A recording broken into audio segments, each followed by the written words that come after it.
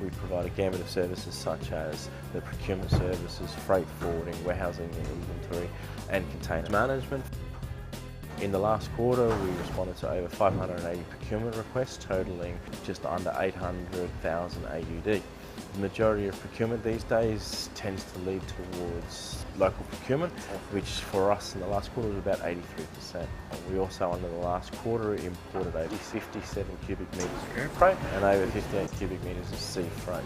We store our stocks in 24 containers.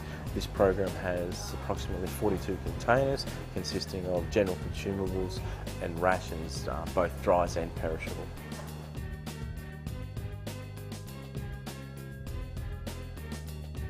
The camp operates with 17 expatriate and 138 national full-time staff.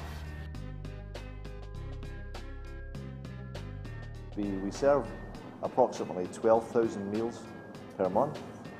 Over the last quarter we had 255 comments from the residents living here, and 99% were positive and only 1% there was no negative, and the 1% was for a change of menu.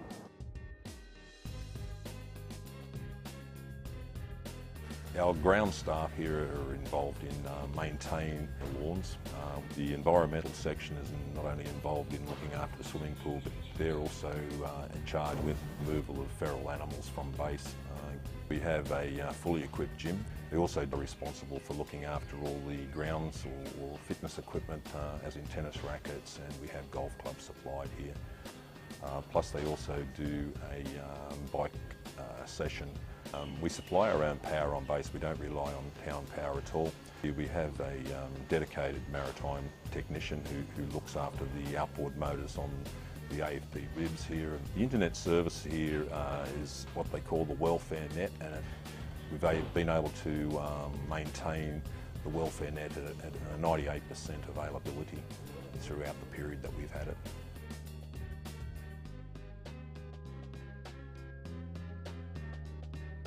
We manage a taxi service, which we had over 2,000 passengers last quarter, while that taxi are mostly used by our police, AFP police officers clients here.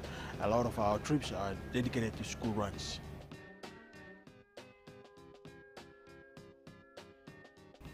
Here we've completed a number of special additional projects. For example, we've built a police station, fire station, boat ramps and forensic building.